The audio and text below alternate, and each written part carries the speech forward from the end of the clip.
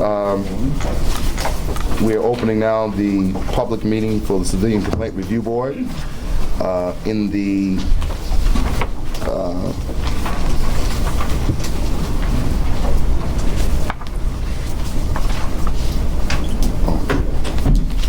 okay.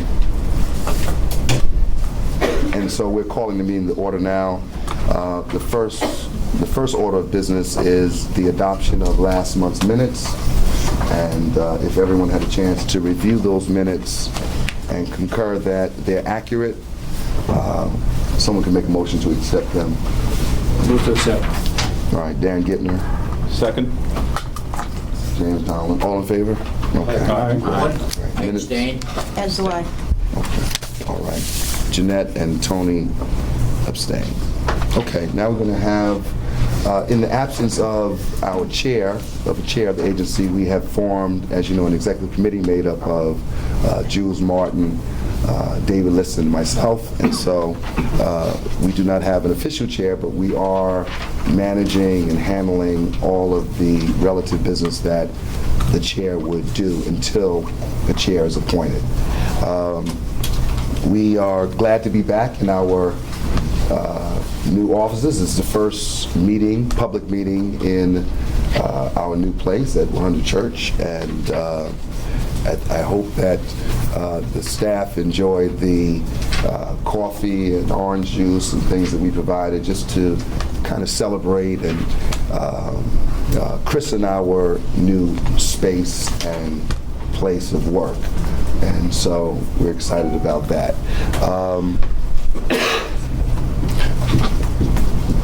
Our meeting with the police commissioner, one of the things that we requested was to have some future follow-ups with smaller teams from PD, with our teams here to move the agenda on some of the bottlenecks in our work together.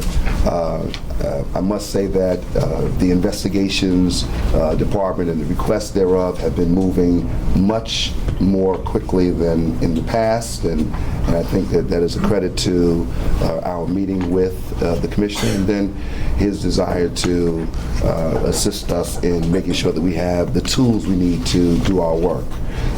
We also have a meeting set up with Susan Herman to talk more about mediation and how we could do it better, increase it, promote it, tweak it if necessary. So the things that we talked about with the PD, they're moving forward, they're advancing, and so I'm encouraged, I'm excited. I'm looking at a lot of articles that are being circulated about the CCRB and referring to us as the expanded or the enlarged CCRB. I guess that's a reference to our APU unit, which is doing a fabulous job. So it's an exciting time, and so we're glad that things are moving in the direction that it's moving. So at this time, we're going to have the report from the Executive Director. Thank you, Bishop. You're welcome. Good morning, everyone. Welcome to 100 Church Street. I have to thank the board for its tireless efforts to help us get to this location, and it is a beautiful, professional, really excellent place for all of us to work. I can't thank the staff enough. Everybody worked really hard to make sure that this move was pretty much seamless, and I really appreciate all your hard work and how great you've been, so I thank you for that as well. This month, the CCRB received 453 complaints in March of 2014. This is 123 fewer complaints than were received in the same time period from 2013, when the agency received 576 complaints. During the first 3 months of 2014, the agency received 1,333 complaints. This was 301 more complaints than in the same period of 2013, when the CCRB received 1,032 complaints. The Executive Committee of the Board has asked me to address the increase in complaint activity and compare statistics for pre-Hurricane Sandy agency activity and post-Hurricane Sandy agency activity. You'll see in your packet that we have a number of charts that address some of these issues and to show you the numbers. And what you will see is that there has been In terms of the different charts, we break it down in terms of overall complaint activity. Complaint activity is still down. It is, you'll see from charts 1 and 2 that it's down from the high numbers or the numbers we had in 2012 before the storm. You will see that complaints to the police department have essentially gone back to where they were. So the complaints that the police department receives and sends to us has essentially stayed the same. You'll also see that the online complaint system, the numbers have stayed the same as well. There hasn't been, it dropped off obviously during the months where we were not in our office and in full capacity, but they have pretty much come back to the original numbers. Where you will see a difference is the voice calls, the voicemail complaints that we received. We've been aware that there was an issue after Sandy with Rector Street in terms of Verizon and the different companies trying to get us back to operational phone systems. We've been working on that for months. We know that there have been still issues at that location, and that we see that already at 100 Church the numbers have gone back. So we'll be able to give you better statistics in the next few months with regard to seeing where the complaints are, but we do recognize that there was an issue with regard to the overnight voicemail systems and the phone systems that came in, and that can attribute to some of the decrease in the numbers. In March, the board closed 515 cases. For the year, the board closed 1,043 cases. In March, the board closed 221 full investigations, 14 cases were mediated, and 280 cases had other dispositions. In the first 3 months of this year, the board closed 416 full investigations. This includes 63 substantiated cases and mediated 30 cases. Year to date, our substantiation rate is 15% of fully investigated cases. Our report, as you'll see within the packet, it still includes 2 different forms of reporting dispositions. There's a report that talks about truncation rate and a report that talks about case resolution rate. From January to March, the updated truncation rate, which excludes cases closed as complaint withdrawn, is 55%. In the same period of that time, the rate was 62%. From January to March 2014, our case resolution rate was 42%, and in that same period of 2013, the rate was 27%. Now, we're still reporting in the 2 different ways because we're hoping that the Operations Committee can perhaps meet next month to talk about how we want to proceed in the future with regard to reporting cases as truncated or reporting them as case resolution rate. So we'll be able to, in next month's meeting, I know Tony, you've been a strong supporter in terms of looking at these stats and figuring out how you want to best report them. Maybe in May we can schedule an operations meeting and go through that. So that's the reason why we have the 2 different reports. In preparation, by date of the report, 95% of our open cases stem from complaints filed within the last year, and 63% were filed in the last 4 months. Of the open cases, 449 were awaiting panel review, or 17% of the docket. 1,966 were being investigated, which is 73% of the docket, and 275 cases were in the mediation program, or 10% of the docket.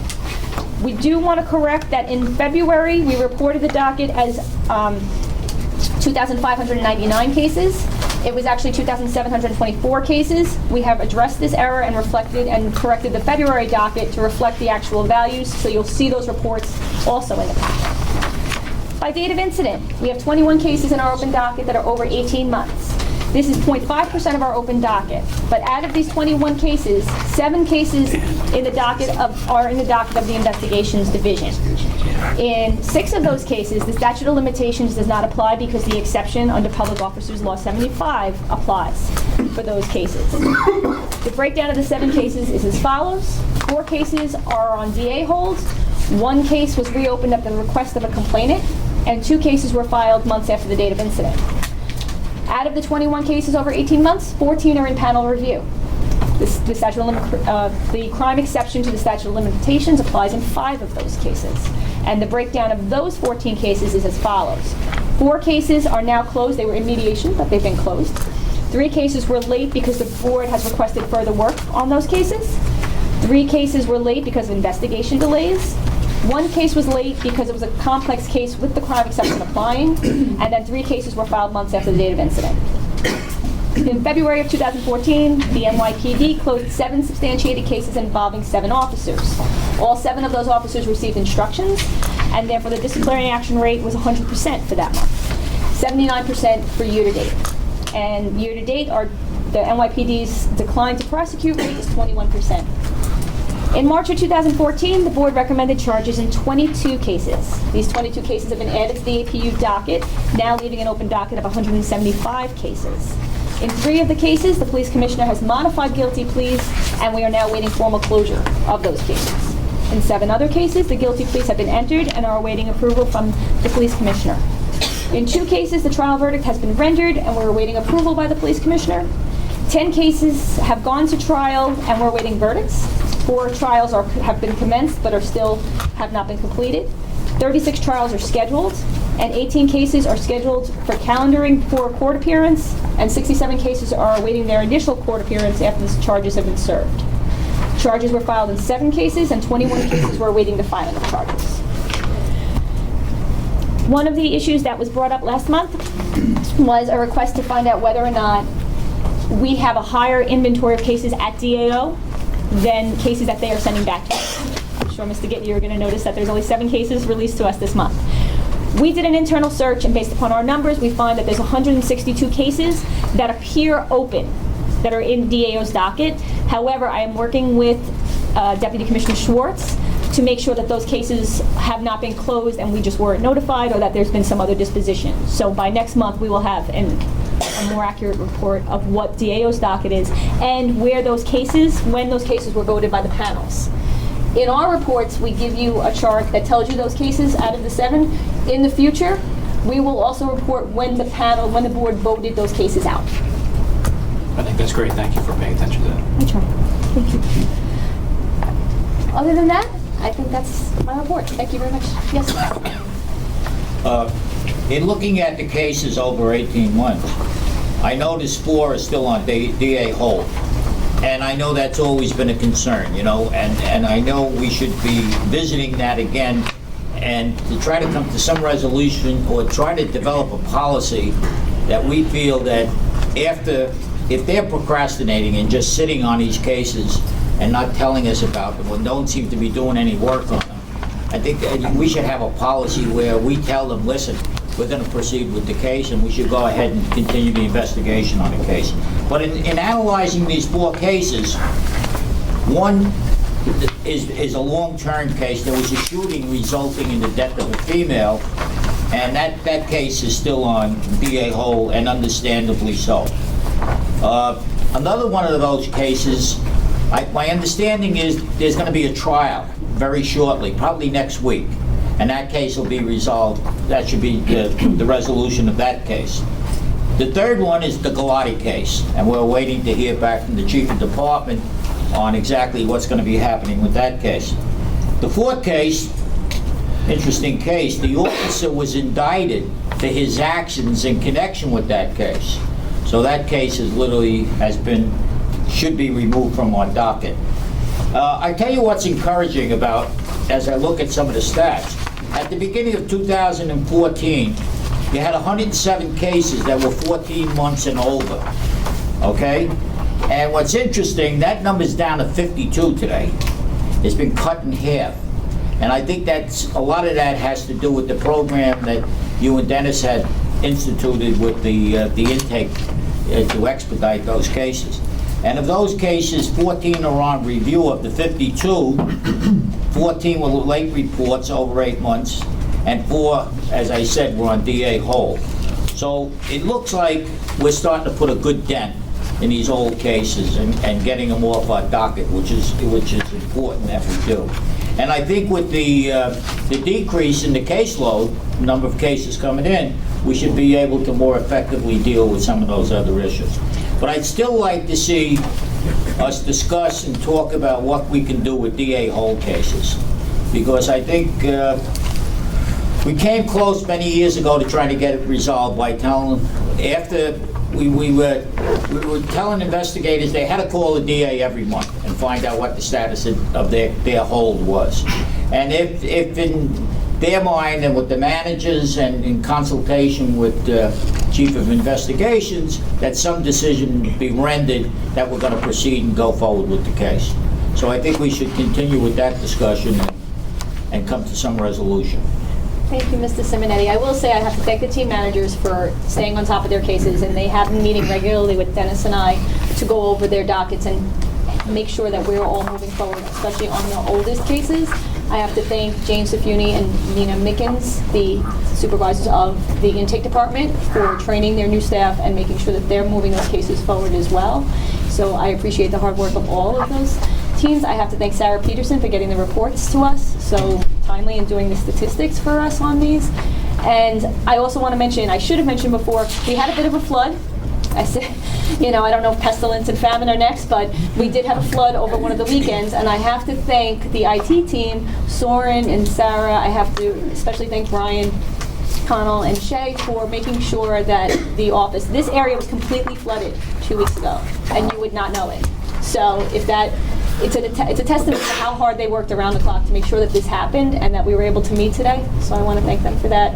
And I appreciate how some of our units, Denise's CMU, HR, Josie's HR unit, and IT and operations were all moved, and that they handled the move very well. And again, we're moving forward. So I really appreciate their hard work.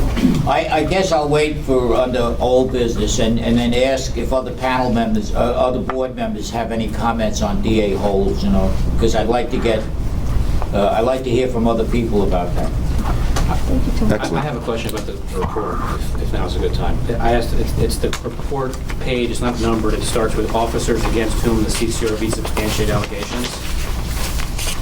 I asked a question about a similar page last month. It says that the board substantiated 29 cases involving 46 identified subject officers.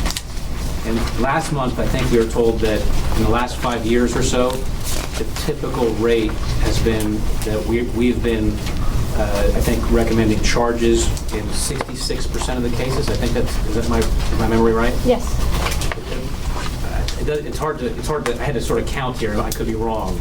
But as I read this, we're recommending charges in many, again, this month, as we did last month, in many more than 66% of the cases. And I think the month before that was the same.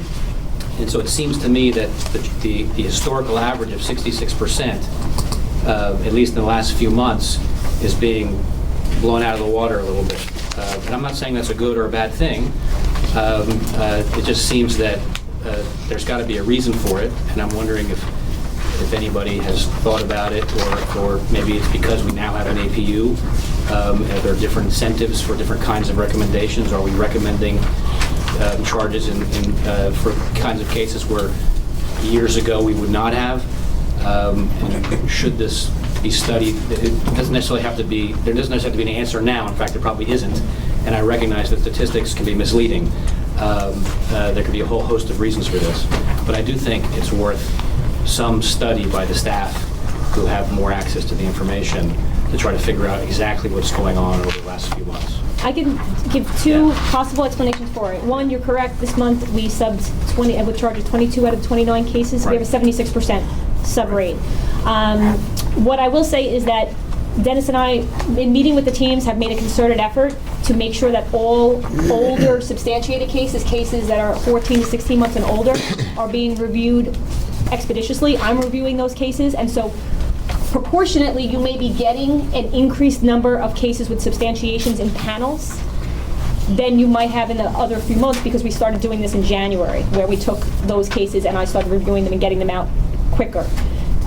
So I think that there's been an increased number out of your proportion of cases that are substantiations, just because we're moving those cases along. I would say in another quarter, because we really have gone through a significant portion of those cases, you might see less of a increase, because we've been able to resolve and close a lot of that bulk of cases that were sitting there with substantiations. So the numbers may go down, because I think the panels will be more equal in terms of unsubs and subs. But I suppose that could be one explanation, but it does seem that, just from these numbers, that the panels are not just substantiating whatever percentage of cases, but that they're recommending charges in a significantly higher percentage of the cases that are substantiated. I mean, last month I think it was 90%. My head does not allow me to figure out the percentage from this month on my own, but it's definitely higher than 66%, I think. it was 76%. So in the month before that, I think was higher. And so again, it could just be, well, that's because of the nature of the cases the last 3 months, but there could be other statistical or systemic reasons, and I personally think it's worth looking at. Yeah, Dan, I looked at those numbers too, and my concern was it seems to coincide with the implementation of the APU. Exactly. And I'm just wondering if there's some connection between the two, which would be, we certainly have to look into that and see if there is, you know. Just because now we have the responsibility of the prosecution of those cases, we don't up the ante and prefer more charges. Right, so my concern is if that is a reason, I do think it would be unfair if that's why we are upping the ante, to borrow that term. And also, it would seem that we would be pushing more cases to the APU, which would unduly burden them. Whereas when the APU was created, I think it was probably expected that, given the historical average, the numbers would remain at a certain level, and it looks like they may be going up. Again, I'm not saying anything's good or bad, but it's worth study so we can understand it and react to it. Great. Excellent. So we're going to have now committee reports rather. I guess we'll start in alphabetical order. APU. Dave? Sure, thank you. The memorandum of understanding that created the APU gave it the power to prosecute substantiated cases in which the board recommended charges, has a provision in it pursuant to which we, the CCRB, are to make reports quarterly to the NYPD regarding the status of the cases that we are prosecuting. And the first quarterly report for 2014 is due. We are in the process of preparing that report. We are circulating to the board a draft report. Once we get the okay from the board and any comments or proposed edits, we intend to forward that report to the police commissioner, correct? Yes. And we also intend to make the report public at that point. Other than that, and Dan can speak to the investigations committee, but suffice to say he and I remain in touch and look forward to having a joint meeting shortly. Excellent. That's my report. Any questions for Dave Lister on APU? All right. That's a good segue into Dan. Investigation? Nothing new to report other than Mr. Glisson and I have had some informal conversations, and we have a sort of an informal agenda of a few items that we think are worth talking about that affect both the investigations and potential issues related to the APU. Excellent. Mediation? Lord, Lisa. I will be giving the mediation report this month. Thank you. The CCRB has always had 3 consistent goals regarding the mediation program: to grow the program, to process cases efficiently, and to provide a mediation alternative to investigation that is effective in creating understanding between police officers and the communities they serve. In order to grow the program, we assess the following: the rate at which mediation is offered to civilians, the rate at which mediation is accepted by civilians, the rate at which officers accept mediation, and the pool of cases that are eligible and suitable for mediation. The CCRB, unique among other police oversight mechanisms in New York, is a complainant-driven process. When a case is eligible and suitable for mediation, the investigator informs the complainant about both the mediation and investigation options. Investigators stress that mediations are non-disciplinary, voluntary, and confidential. The rate at which investigators offer mediation is, year-to-date, at an historical high, 68%. The average offering rate for the years from 2009 to 2013 was 53%. The complainant then has the choice whether to participate in the mediation or have the case investigated. Year-to-date, our complainant acceptance rate is 49%, which is 5 percentage points lower than the 5-year average of 54%. However, on a monthly basis, the acceptance rate has increased from an average of 51 cases per month in 2013 to 58 cases per month in year-to-date 2014, indicating that we are headed in the right direction. Taken together, the increase in the offering rate and the decrease in the acceptance rate tells us that we need to focus more on investigator training and civilian outreach. The next part of the process is a review of the case by the mediation unit and the ADR panel of the board for eligibility and suitability. Generally speaking, a case is not eligible for mediation if there is an allegation of physical injury or property damage, or if the allegations raised by the complainant arose from an underlying arrest. A case may not be suitable if the complainant is suing the city and the suit relates to the complaint filed with the CCRB. Year to date, of the complaints received by the CCRB, 41% were eligible and suitable for mediation. This number has remained relatively stable and is consistent with the 5-year average of about 40%. Another assessment is made by the Department Advocate's Office of the Police Department for their determination of the officer's suitability to participate in mediation. Year to date, the DAO has not rejected any officers. Over the last 5 years, this number has been steadily declining from 11 in 2009 to 2 in 2013. The next step in the process is to offer the mediation to the subject officers. Our current officer acceptance rate is 79%, a significant increase over the 2008 rate, which was below 70%. Our assessment of case processing starts by looking at how long it takes to process a case. In the first quarter of 2014, the average number of days from the date the incident was reported to the date the mediation session was conducted was 180 days, which was a decrease by 31% when compared with 2013, when the average number of days was 274. We believe that the unprecedented 274-day case processing time in 2013 was due in large part to a significant turnover in personnel. With the addition of another mediation coordinator last year, we believe we can reduce completion time to below the 6-month mark. We have also reviewed the way our mediation cases are processed and are working with the department to implement a new processing method that reorders the way cases are approved, which should significantly reduce the case processing time. In order to assess the effectiveness of the program, the CCRB conducted a review of the mediation program and its effects on deterring additional complaints. The resulting study found that officers who accepted mediation were less likely to receive another complaint. The policy unit is planning to conduct a follow-up study. Another indicator of effectiveness is the success rate of the program. A mediation is considered successful when both parties have articulated that the mediation session has addressed their concerns and the case is closed as mediated. 2014 year to date, the mediation success rate is 93%, which is consistent with a 5-year average of about 92%. The CCRB also utilizes a post-mediation satisfaction survey given to both officers and civilians to assess the success of our program. The survey results show a great deal of satisfaction by civilians and officers with both the process and the outcome of the case. Pardon the statistics, but 85% of civilians and 91% of officers were satisfied with the outcome. 90% of civilians and 93% of officers were satisfied with their mediation session. 87% of civilians and 90% of officers would recommend mediation to others. And 98% of civilians and 97% of officers felt that they had had an opportunity to explain their point of view.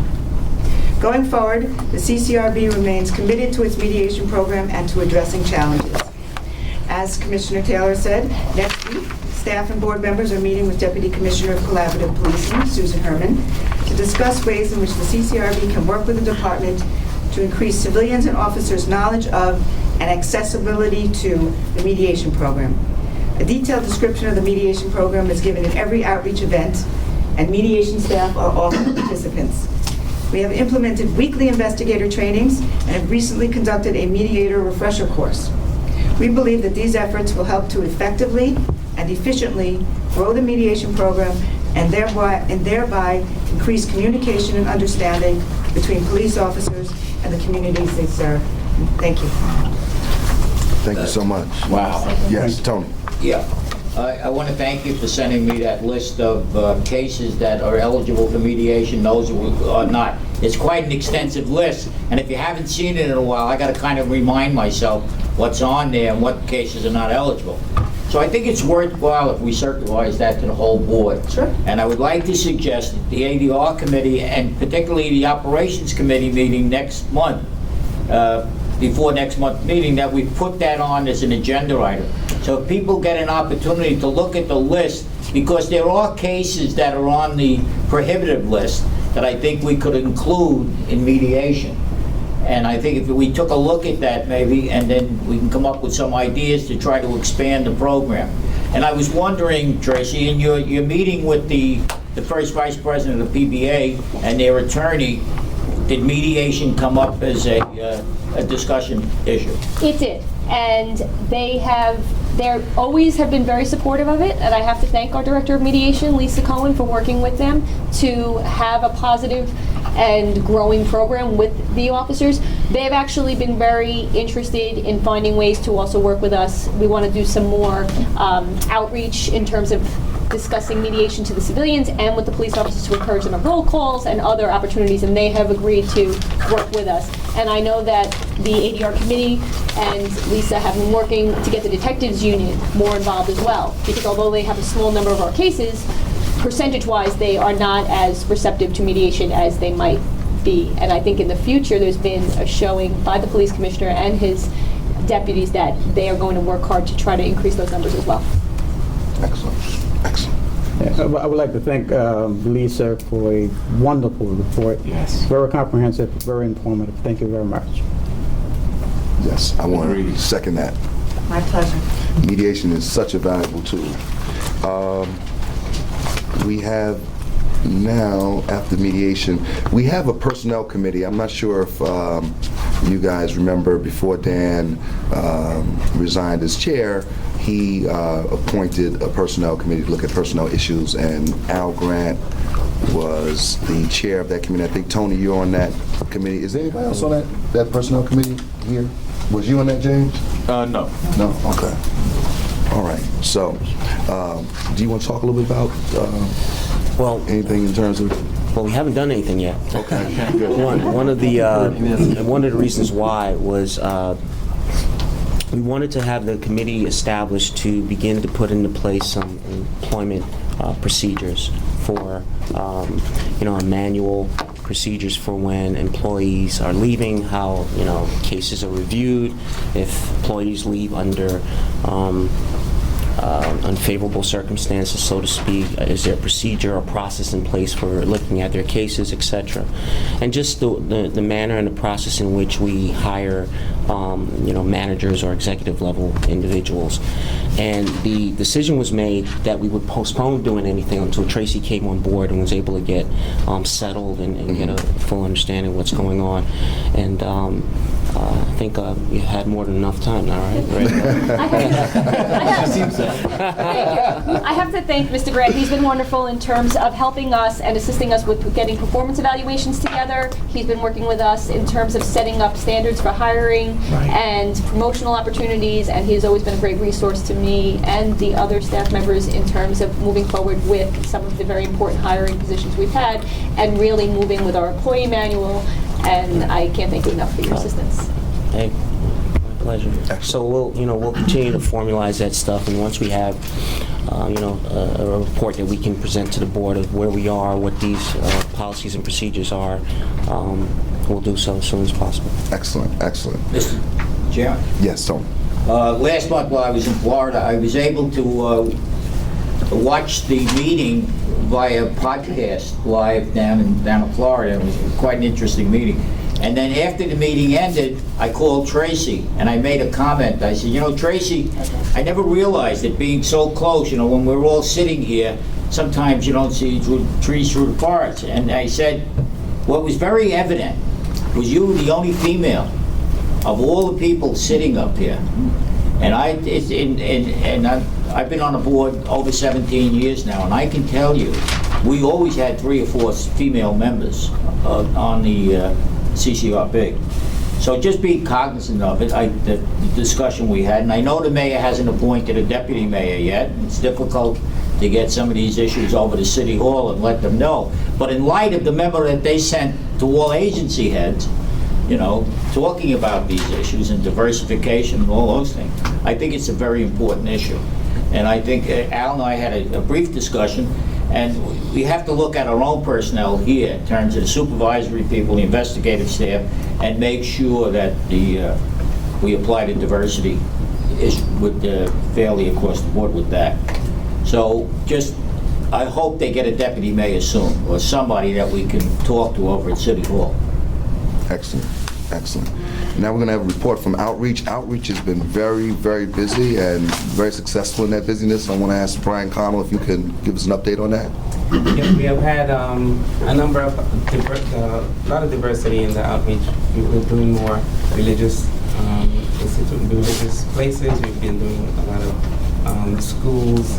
We've gone to senior centers, and we're doing many more community boards. I think we've done about 30 community boards, if I'm correct. And we're doing, we have plans to do another maybe 10 or 13 within the upcoming month. So those are the evenings, so if anyone's available to attend those, you're welcome. And we have on average about 25 outreach events per month. We are encouraging our volunteers throughout the agency to participate. So we're doing, making a lot of strides in doing outreach. Excellent, thank you.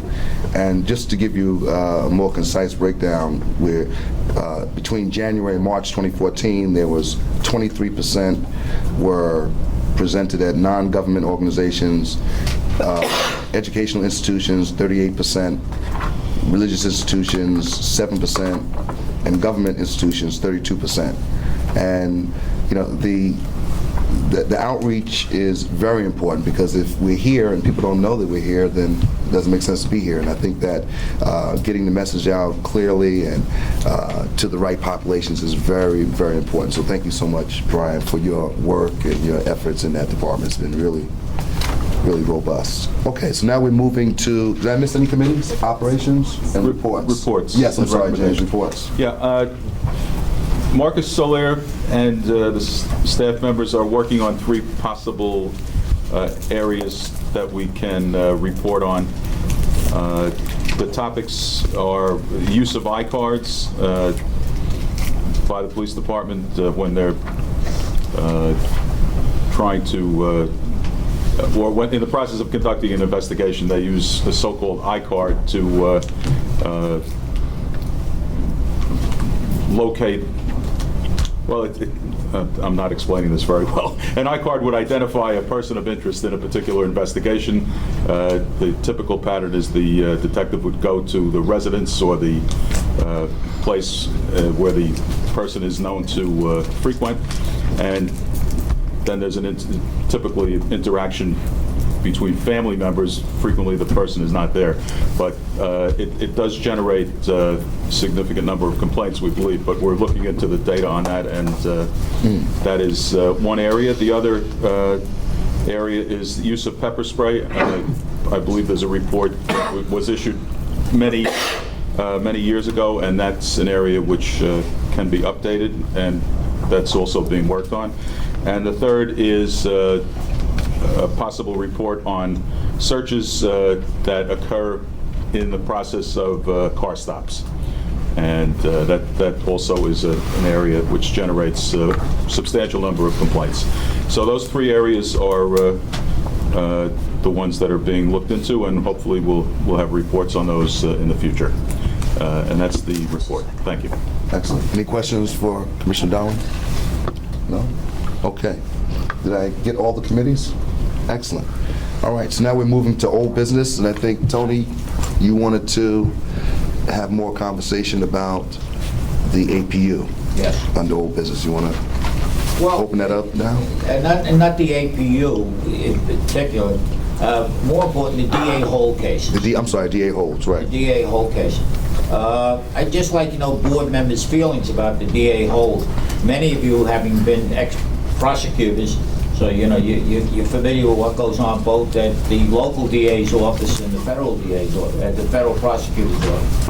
So I'd like if you could share some of your ideas, and do you think we're on the right track in terms of, at some point, and by the way, it has to be case by case, obviously. And in some cases where we can go ahead and continue with our investigation. So are you kind of suggesting that if there's a DA hold that has been sustained, that we take another look and Well, first I would suggest that we get a progress report every month. That the investigator contact the DA you know, and I mean, and they got to be a little more definitive in terms of what they're doing with the case. And then at some point, maybe we bring it to the operations committee, or I don't want to form another committee, but there are enough committees that could take a look at this, and then we make a decision to go ahead and continue with the investigation and come to a conclusion. I think if we do it, the DAs will get the message. Tony, I think that Dennis has been reporting to Dan Gittner and the investigations committee in terms of those cases. I think the way we reported on this a little while ago, I think the DA hold issue is very complicated, actually, because DA holds can be very legitimate, and not necessarily because of a district attorney being lazy or slowly moving the case. It could be, for example, because the case should move slowly, or because the court systems are moving slowly. And a CCRB investigation could actually interfere with an appropriate and proper criminal prosecution. And we have to be very careful in that balance. At the same time, we have our job to do, and we want to make sure we do our job without interfering. And there could be times, I do agree with you, there could be times where a DA hold is illegitimate. And we need to push a little bit and tell the DA, look, it's your fault, we're going to move on. I think that those cases are probably fewer than many. But I do agree, probably there should be a better system in place, whereas if a DA hold is in place for X number of months, and we can decide that right now, you can pick a number, 4, 5, 6, then the investigator or supervisor should be calling the DA and asking for more than a boilerplate request for an extension, asking for, basically saying why, and asking for a few sentences, perhaps in writing. And then perhaps that should go to, I don't think we should form another committee either. Maybe it goes to a panel. The panels are already meeting, and in addition to reviewing the whatever number of cases, one thing they review is a report from the investigator that says this case has been on hold for X reasons. The DA says it should still be on hold for whatever reason. Do you agree, or do you want to go forward? And the panel can decide, and then report back to the DA, we're going forward. So either move your case, or there's going to be interference. And if the DA feels strongly about it, frankly, they'll come back to us and tell us, they'll have the supervisor call and say please don't, and then we can reassess. But that's how I think things should happen. That would, I think, strike an appropriate balance between not letting cases fall below the statute because of an illegitimate DA hold, at the same time not letting our investigations interfere with an appropriate prosecution when there's no need for such interference. If I may. If I could relate a case anecdotally about that could speak to this point. When I was still active in the department as the first deputy commissioner, all retirements had to come through my office. I was notified because everybody has to give 30 days notice before their retirement becomes effective, and that gives the department and all agencies an opportunity to look at that person to see if there's any pending criminal action, to see if there's any serious charges pending within the department. And lo and behold, we had an officer who put in his papers to vest, not to retire. He had 17 years in the police department, and he was going to vest. You can vest at 15 years. And it came to my attention that this officer was the same officer that was involved in the Baez case up in the Bronx. Those of you who remember that case, was a couple of young men tossing around a football. The radio car stops and an altercation pursues, and the officer gets one of the young men in the stranglehold, and he dies because of that stranglehold. He was tried at state court. He was exonerated in state court. When it came to my attention, I went to the police commissioner, we went to the mayor, and we told him, listen, this could be a very embarrassing situation. Here's a guy who's going to probably vest out. 30 days, by the way, you can't stop the clock. That 30-day clock runs, and at the end of 30 days, if you haven't taken any action, he gets his pension, or he gets his vestment.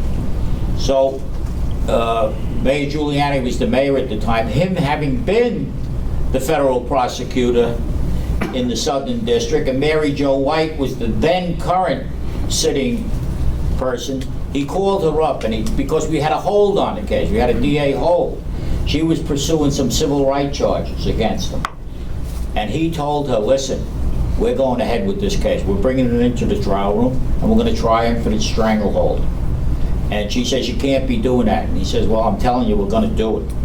So you can do whatever you like, but we're going in. And we did, and he was found guilty of the stranglehold, and he was dismissed from the police department prior to being able to retire or vest. So it becomes, I mean, and that's a really exaggerated case.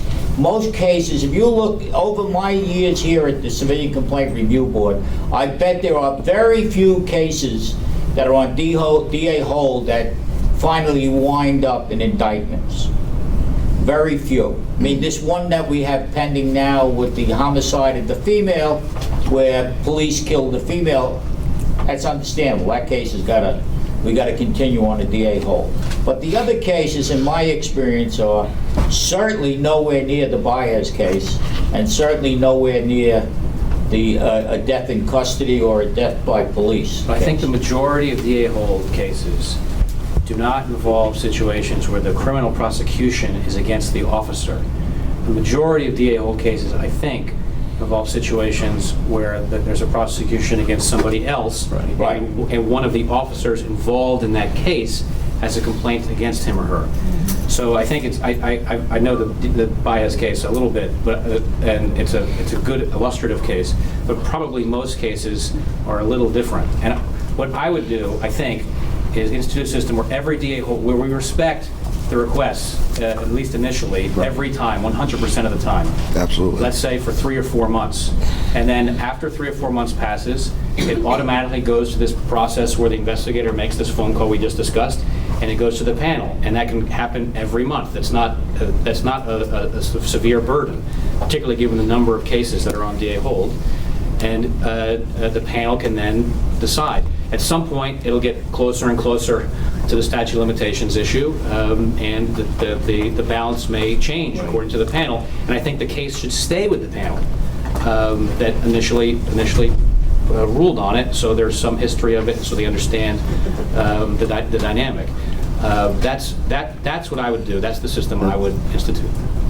If I may. Yes. I just want to thank Commissioner Simonetti for raising this important issue, and I want to echo all the points that Commissioner Gittner has made. This is a very serious issue. I used to be a prosecutor. Many of us were prosecutors. So we respect the importance of a DA hold.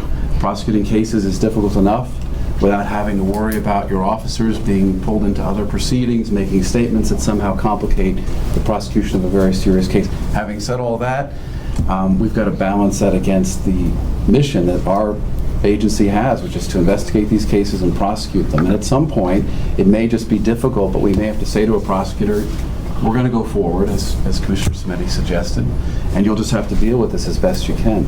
I also like the proposal you suggest, Dan. Another variation, and another point I want to make is that this also has implications for the APU, because we're going to end up getting these cases later. We are getting them much later, if at all, than we otherwise would, and that only makes the job of prosecuting those cases more difficult. Memories fade, witnesses disappear, so this is as much an issue for investigations as it is for the APU. So either we go with your idea of sending it to a panel, which has its benefits, or a variation, a joint review by the Investigations Committee and the APU Committee of these particular items. And what's good about that is then you have a more unified approach. If you send it off to different panels, you might have different reactions. But if we get our committees together and we begin to see trends, we can start to identify a good way forward.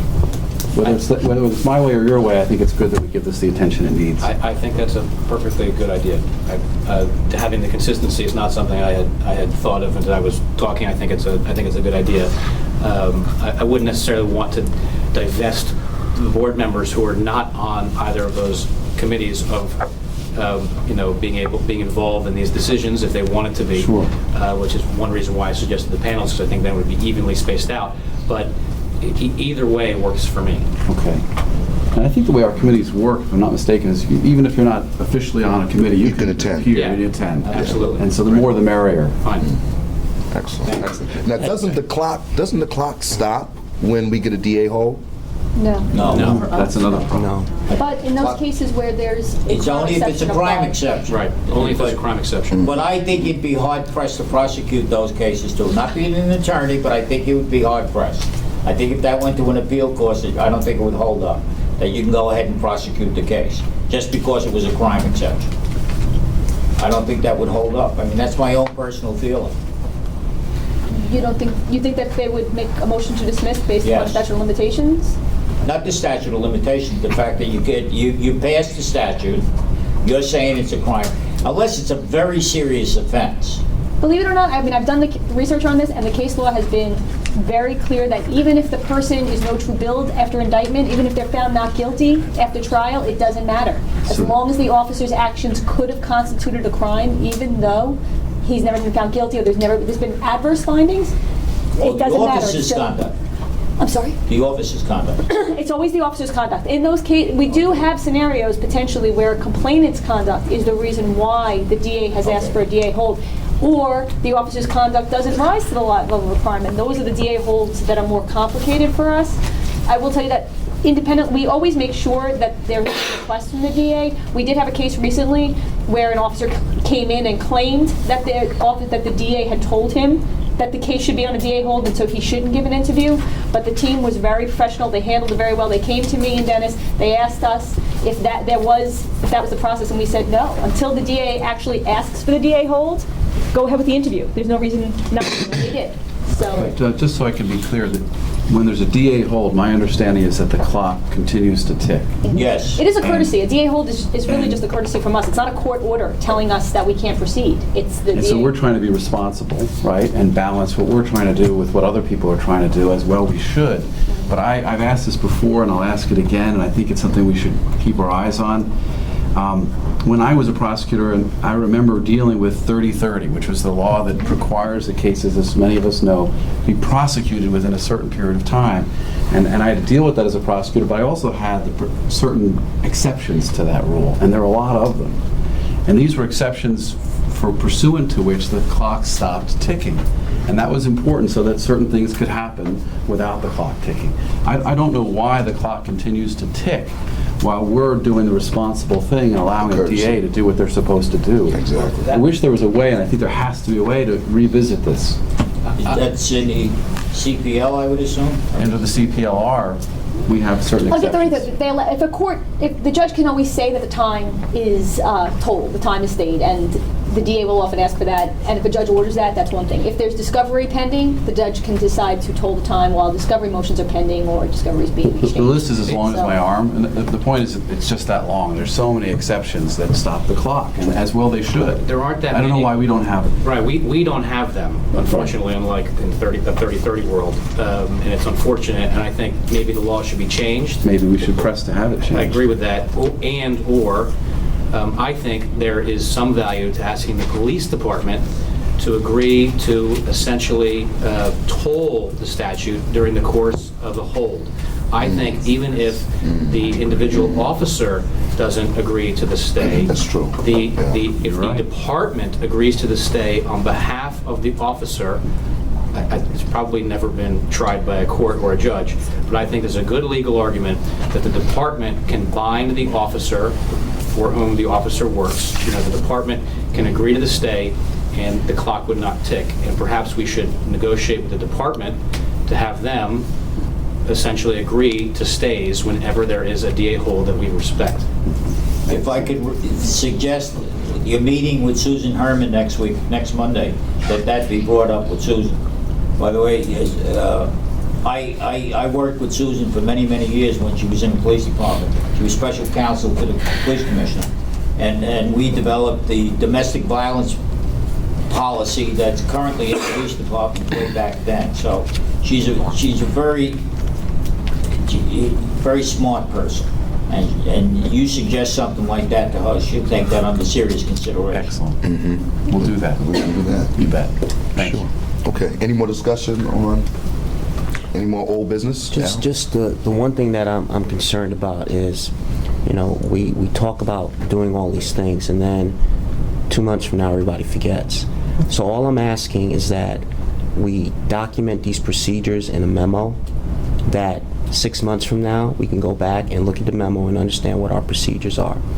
The other thing I wanted to highlight was, if someone can just, I don't know if Dennis or Dan, but I assume this is the case, that even though there's the DA hole, there are other aspects of the investigation that can still go forward. And are we making sure that we're doing that to its fullest, so that when the hole is lifted, we're not, that far behind the 8 ball? For example, getting video, speaking to other witnesses, things like that. I just want to make sure that that's in the procedures, that's documented. And in terms of that memo, it should really have some sort of a cutoff point, right? Whether it's 6 months out or whatever, that we now say, look, we've got to go forward. So I just want to see that. I'm getting just inundated, guys, generally about all the things that are happening, which is great. We're moving very fast. But what I'm seeing here is repeated discussions coming up.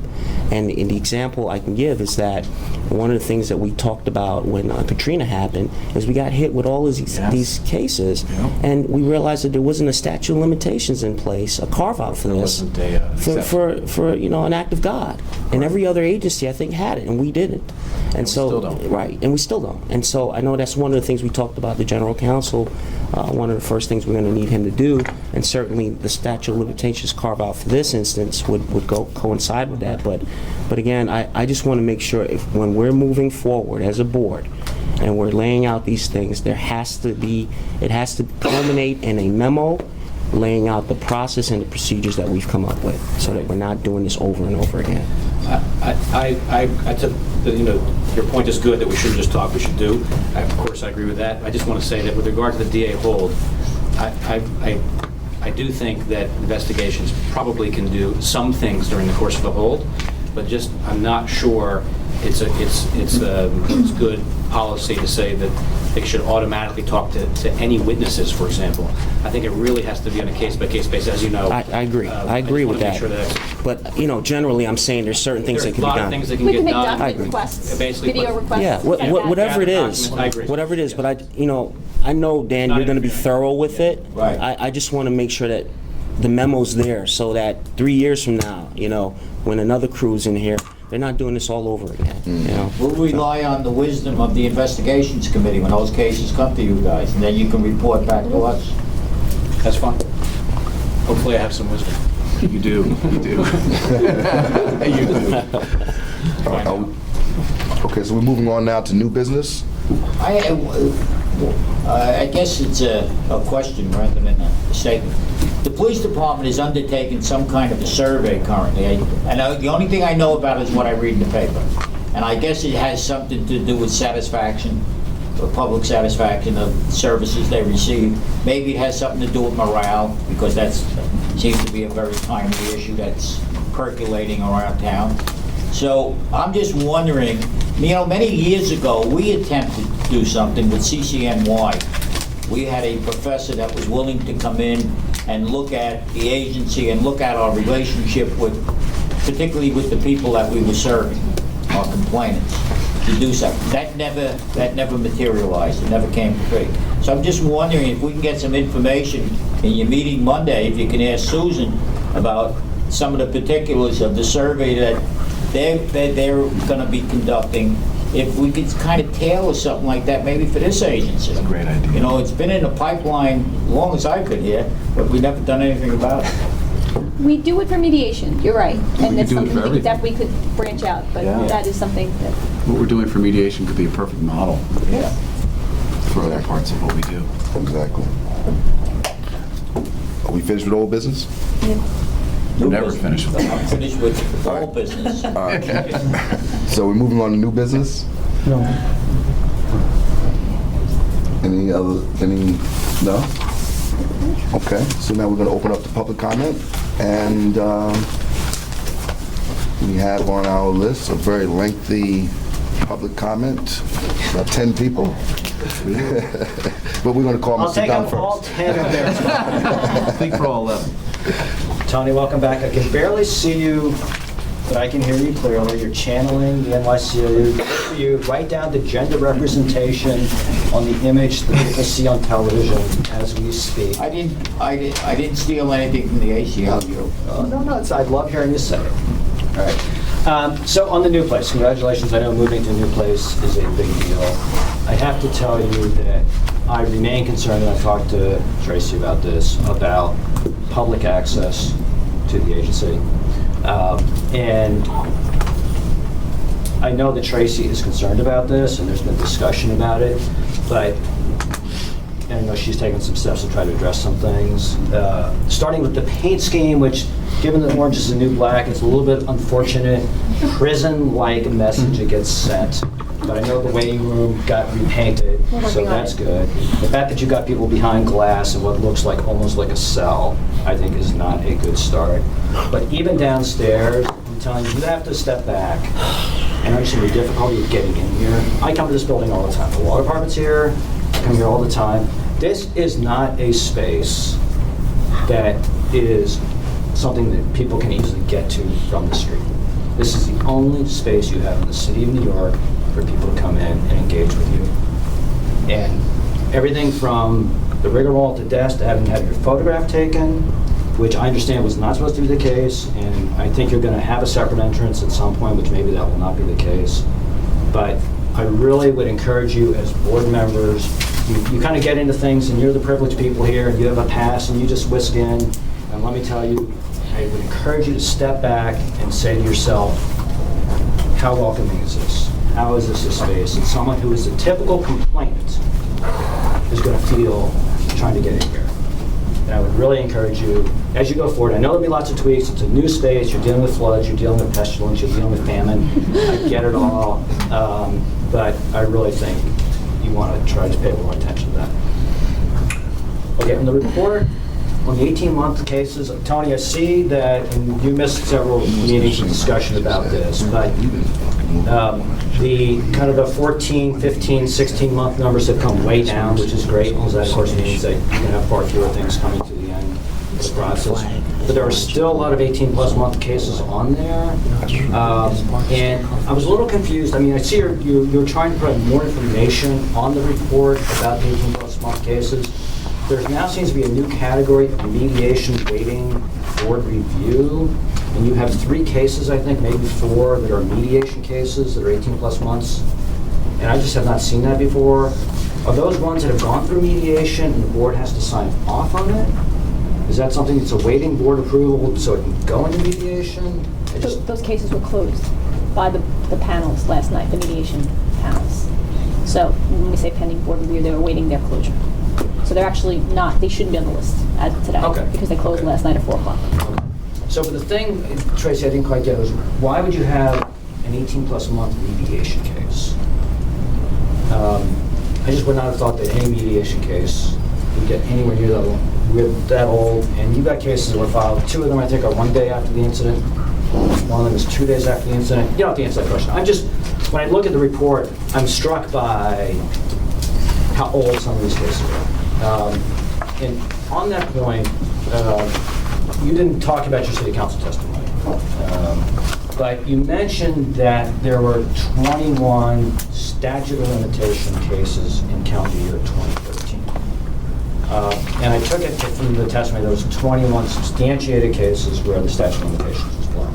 There wasn't any more detail about that, but I was just trying to remember it, I just didn't have the report with me. Do you recall how many total substantiated cases there were in 2013? 200? Less than 200? Okay. The total number of substitutions? 300 total cases. 300 total cases, okay. And so there were 21 cases in 2013. Presumably 21 of those 300, the statute of limitations was blown. Is that an exact number, though? I mean, I don't want to just... I can check the number. So that's an approximation. So, here's my point. 21 cases, if you have anything like 350 total sub-cases, of which 21 have the blown statute of limitations, that to me, I just say, that's a huge number. And I see that you're working on it, and I understand that, and I see maybe the problem is fixed when you look at the 14, 15, 16-month cases, but I just continue to think that is a huge concern. Similarly, the number of cases that are coming through from the department, Tracy, I hear you saying you're talking to DAO, and Julie is going to tell you something, and I'm happy to have Dan take this up. and I'm glad that he's been raising questions about it. For 4 or 5 months, I've been pointing out that 4, 5, 6 cases a month are coming through from the department. And I just, with all due respect, it should not take 4 months to figure out why there are no cases coming from the department. That's a phone call. It's a huge change in the numbers you're getting from like 25 a month. There's got to be some obvious explanation there. I just think we should need to get to that. On the APU report page that's in the report, there's a mention about 3 modified, I don't know if it's post-trial or post-plea, post-trial or post-plea cases. Post-plea, okay.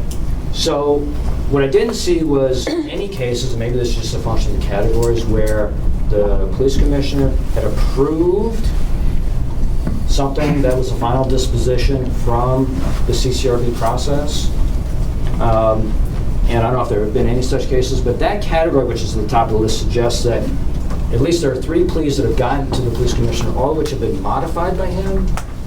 But I don't know, does he use the term modified there to mean that the police commissioner has not accepted the plea you negotiated and has changed the plea?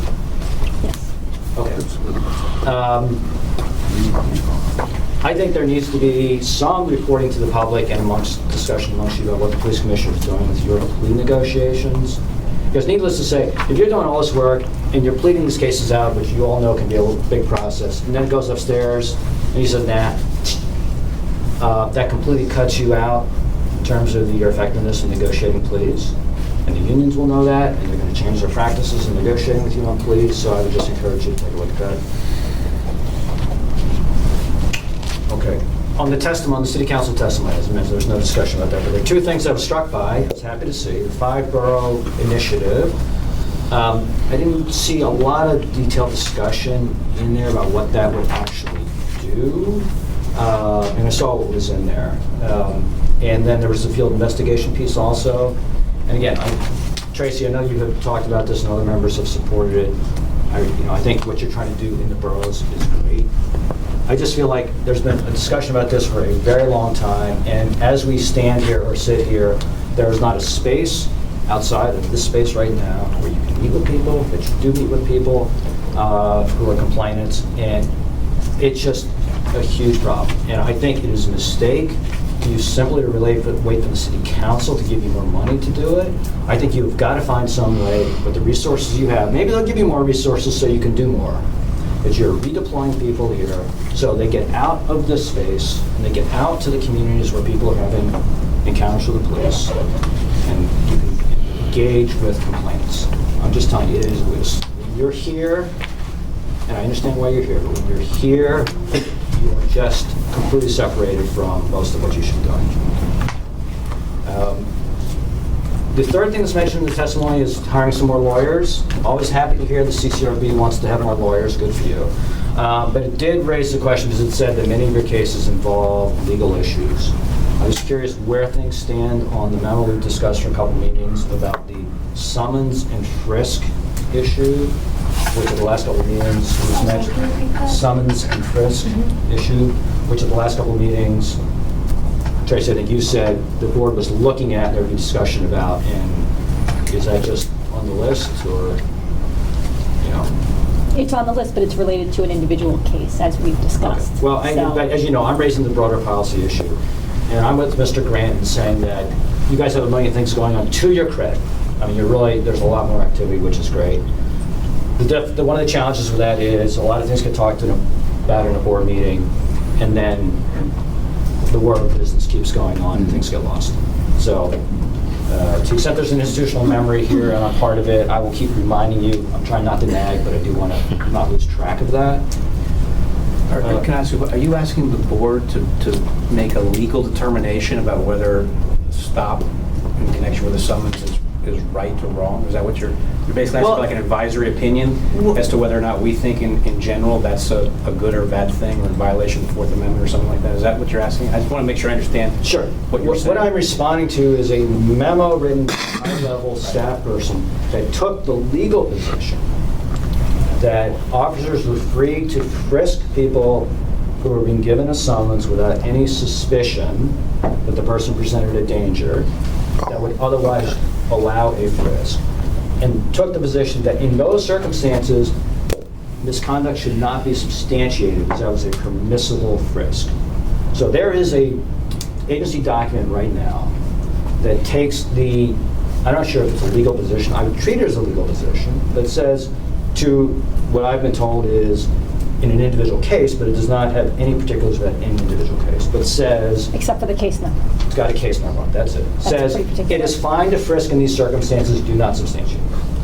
Mr. Gidner, that's what happened was a memo was put in a file by a team attorney who was reviewing a particular case and wrote a memo to the investigator about the particular case and gave a legal analysis of an issue that team attorney believed was relevant. In the similar way that team attorneys might give case law or case decisions. Right. That went into a case file and then somehow got to Mr. Dunn. Wow. It's great. Great police work. So the issue that but Mr. Dunn and I discussed was whether or not the agency and the board had made a change in policy with regard to a legal determination about these types of frisks. And my position, and please forgive me if I'm speaking for the board, was that at no time did the board make a legal determination. Rather, a team attorney did what that team attorney was hired to do, which was give legal advice on a particular case, which was provided within the internal document file of that particular case. Right, that's not the same thing as the board embracing this That's correct. agency-wide as our Exactly. official And policy. that memo was not circulated wider, No, sir. It was put in the file. just in the file, okay? Okay, well, just so we're clear, not that I don't mind creating the misimpression that I have access to CCRB files, but I do not. That memo was circulated amongst staff, and it is not a memo that says, here's a case with the following facts, what do I do with it? It's a memo, and Dan, I will send it to you. I brought it a couple meetings ago. That says, what is the answer to the question, can a police officer frisk somebody in issuing a summons without suspicion the person presents a danger or has a weapon? And it is a memo that is a straight legal memo that you've seen a million of, Dan, that is completely devoid of any facts and is a straight legal analysis. So if the suggestion is that that is something that just has no consequence in the agency has no position about this, and people are just going about their business, well, you can say that. I think that given that the issue of frisk activity by the police department is a significant issue, given this memo got circulated among staff, and there was confusion, as it was reported to me, about the extent to which this represented agency policy, and to the extent as is true, the agency previously has dealt at the board level with this policy issue. I don't think you can just say, well, that was a non-event, we're just going to ignore it. But You can just say that was. a non-event that you can ignore. But you'll do with it as you please. Tony, thank you for raising the DA holds. I think DA holds are an issue. I will say that the DA holds are pretty small in number. And for months, I've been raising the issue about DA holds. I think you're right in what you were saying and what Dan is saying about trying to be a little more aggressive with the district attorneys. They raise complicated legal issues. I frankly think that if I were the one making decisions about what the agency was really going to focus its time on, it would be more on the truncation problem and less on the DA hold problem, just because the numbers are so different. But I'm with you on the DA holds. You mentioned Francis Lavoti. Francis Lavoti, of course, was a police officer in the Baez chokehold case. Just to introduce a little moment of levity, as you may recall, he now goes by Frankie Sands and is now a wedding singer. That is the legacy of Francis Lavoti and his Anthony Baez chokehold. Okay, the quarterly How do you report. know that? Wall Street Journal did a story about a year ago on Frankie Sands and his wedding performances. So be on the look. Yeah, you gotta look. Okay.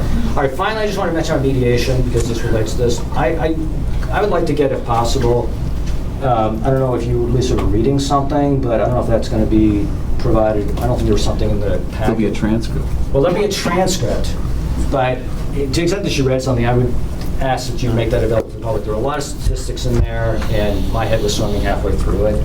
I will say, what I understood Lisa to start with was saying that you were offering mediation to 68% of complainants. Maybe I misunderstood that.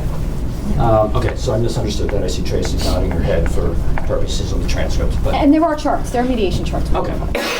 Might That's fine. explain some of the things that Lisa Okay, explained. that's fine. It's just that I will raise this, and Tony, I'm not sure what is behind your request for everyone to see the categories of mediation eligible complaints, but we continue to be very concerned about the expanding use of mediation. Not because mediation can't be good in many cases, it can, and we're not completely anti-mediation, but we think categorically there are a number of types of complaints that should not be eligible for mediation under any circumstances. And I just want to repeat again, I said this at the last meeting, the big downside for your purposes of mediation is you don't get a full investigation. And You don't get a what, I'm You sorry? don't get a full investigation, and therefore you don't know what happened. Okay, you have a closed process in which the officer comes in, the complainant comes in, they have a conversation, they walk away. And there can be circumstances, and I recognize that, where that's the best thing for everybody. But as a general, mediation is not a good thing in terms of thinking about the broader issues about police reform, because it's something where everyone just walks away. You lose the opportunity to learn something about a practice or a policy that you should pay attention to. And the more there's mediation, the less there's investigation, which is the flip side of the truncation problem from my perspective, the less you folks all know. And the final thing I'll say, just in closing, Jim, I'm thrilled to hear you talk about these policy areas that the board is going to focus on. You know, this is something we keep talking about. I was a little surprised the city council testimony didn't mention additional initiatives in looking at policy issues, because I think that there do need to be more resources spent in that area. But Jim, I was happy to hear what you said, and I really hope that one of the things that comes out of the new world that we're all now in is that the group of you are spending more time and paying more attention to policy issues. And with Inspector General showing up, you're going to have a little competition in that regard, and I hope with the Inspector General showing up. There's going to be a new person in town who's going to have responsibilities that overlap with you. And I hope that means that the competitive juices start flowing, as opposed to people say, we don't have to worry about that anymore, that's somebody else's problem. Because you guys have a unique ability to investigate policies and practices, and you have a unique ability to have a voice in the public discussion about the police department that nobody else does. So I'm sorry it took so much time, but thank you. Thank you so much, Mr. Dunn, for public comment. Anyone else here for public comment? No? All right, well, this meeting is adjourned. Thank you so much for coming. Thank you.